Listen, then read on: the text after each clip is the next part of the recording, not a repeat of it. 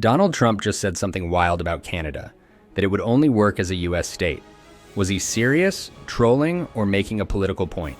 Either way, the backlash was instant, and Canada isn't staying silent. Trump has never held back when it comes to foreign policy hot takes, but this time, he set his sights on Canada. With one bold statement, he reignited tensions across the border. In this video, we dive into what he said, why it matters, and how Canada responded. During a recent podcast interview, Donald Trump dropped a line that instantly sparked controversy. Canada only works if it's part of us, like a state. It was classic Trump, bold, blunt, and guaranteed to go viral. The comment came while he was talking about US borders, trade, and global influence. He claimed that Canada, despite being a strong and peaceful country, would function better as part of the United States. Now some thought he was joking, others felt he was dead serious.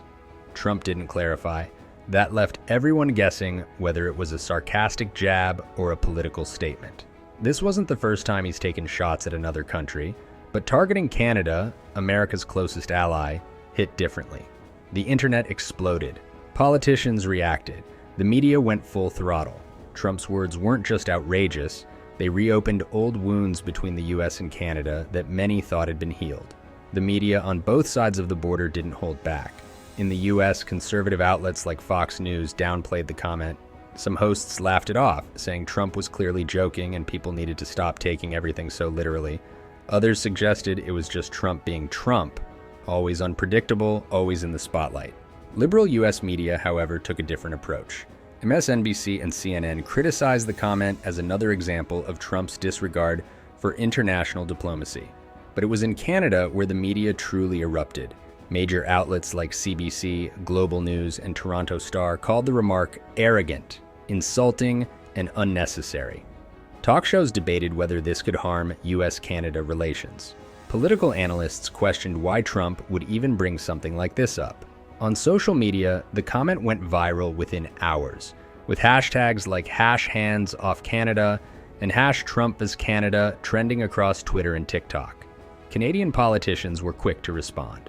While Prime Minister Justin Trudeau didn't mention Trump directly, he gave a pointed response the next day. Canada is proud to be an independent nation.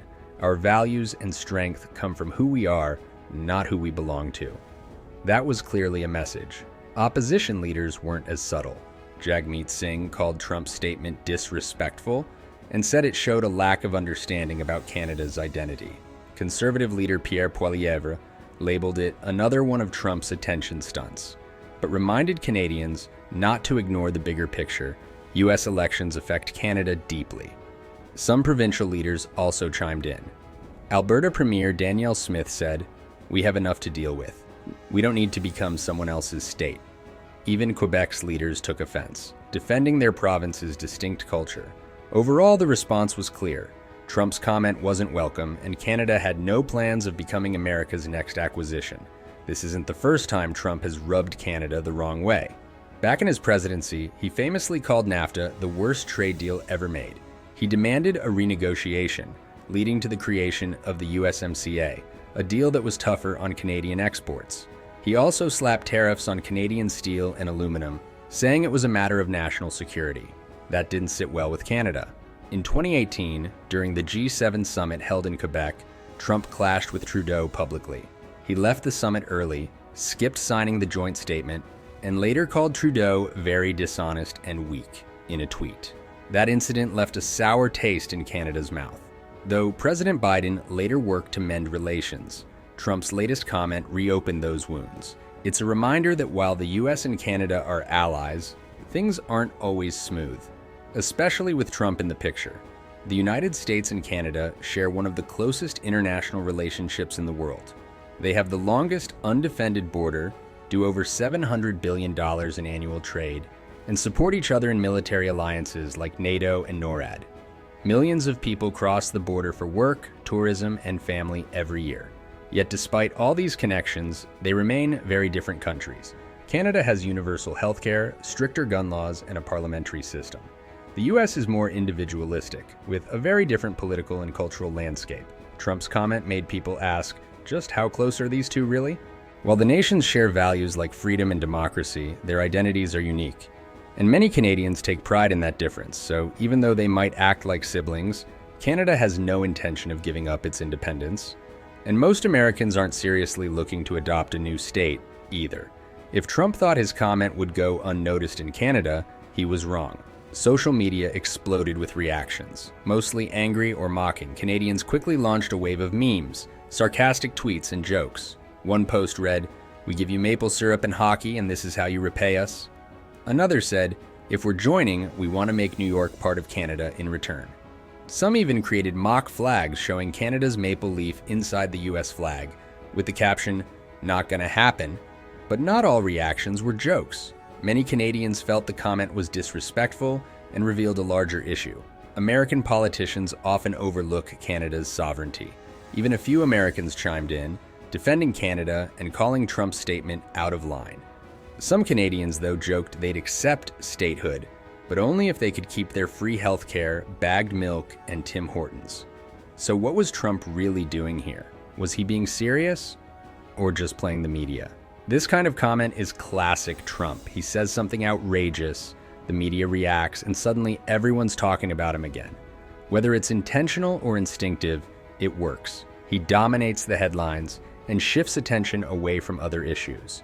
Some political analysts believe this was just Trump trying to fire up his base, pushing the America First message in a new, shocking way. Others say it reflects his real thoughts on US dominance. Trump's always seen global politics like a business deal.